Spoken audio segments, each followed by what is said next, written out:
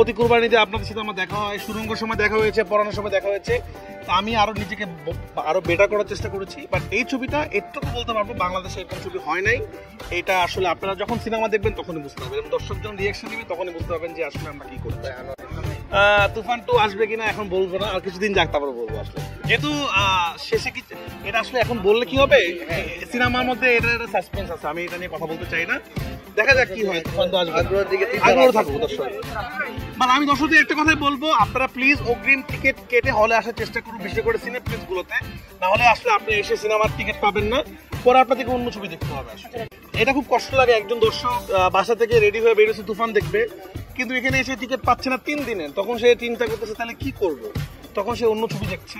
অন্য ছবি দেখা নিয়ে আমার আপত্তি নেই, সব ছবি আপনারা দেখেন, কিন্তু যে দর্শকটা আসলে আমার ছবি দেখতে আসছে সে যখন অন্য ছবি দেখছে তখন কষ্ট লাগে।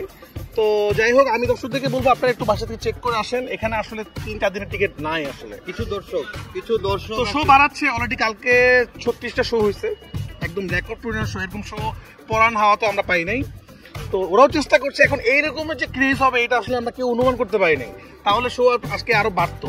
এখন ইদানিং কালে ডিরেক্টরদের নামে সিনেমা দেখে না, তো মানুষ যে দেখছে সিনেমা, আমি খুবই কৃতজ্ঞ। বাট যাই হোক, তুফান আমরা ফুল টিম মিলে বানিয়েছি।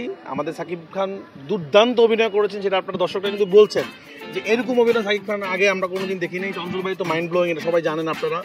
তো সবকিছু মিলে দেখি, মাত্র প্রথম দিন তো একটু হজম করতে সময় লাগতেছে, এরকম রেসপন্স পাবো আশা করি নাই। আর স্বাভাবিক, আমার ছবি তো আসলে সাধারণত প্রথমে সিনেপ্লেক্স থেকে হিট হওয়া শুরু করে, তারপর আস্তে আস্তে গ্রামের দিকে যায়।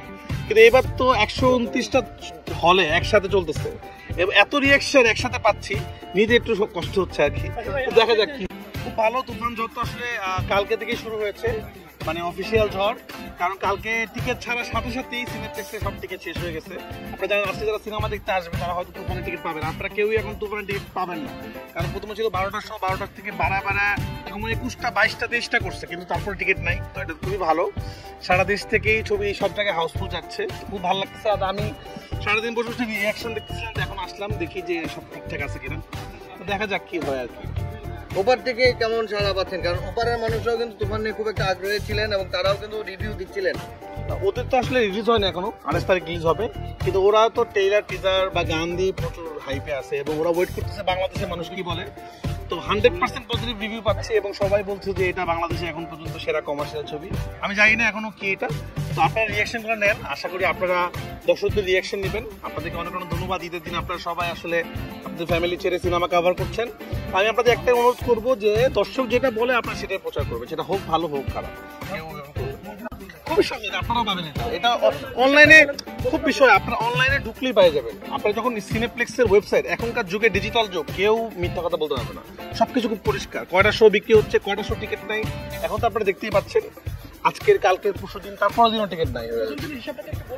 না, হিসাবটা তো প্রডিউসার বলবে, এটা বলা যাবে না, কিন্তু রেকর্ড সংখ্যকটা বলতেছি না। কিন্তু সাধারণত কি হয়, আমাদের সিনেমা রিলিজ হওয়ার পর অ্যাডভান্স টিকিট বুকিং হয়, কিন্তু সিনেমার টিকিট ছাড়ার সাথে সাথে 4 দিনের টিকিট যখন বুক হয়ে যায়, এইটা বাংলাদেশে আগে কখনো হয়নি।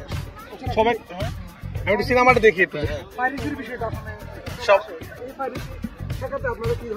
সব রকম পদক্ষেপ নিয়েছে। আপনারা জানেন গতবার সুরঙ্গ যারা পাইরেসি করেছিল তাদের 4 বছরের জেল হয়ে যেতে পারে, তারা কোর্টে আছে।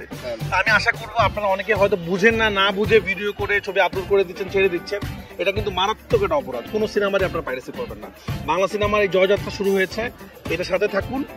এটা সবার জন্য ভালো লাগে যে বাংলা সিনেমা এই যে একটা ক্রেজ, মানুষ কোরবানি দিয়ে দৌড় দিচ্ছে সিনেমা হলে, এটা আসলে সবার জন্য ভালো। আমার মনে হয় আমার জন্য, আপনাদের জন্য ভালো লাগে আসলে সিনেমা যখন চলে। তো সবাইকে ঈদ মোবারক, সবাইকে তুফান দেখার আমন্ত্রণ জানাই এবং আপনারা প্লিজ অগ্রিম টিকিট করে হলে আসবেন, না হলে কিন্তু আপনারা টিকিট পাবেন না।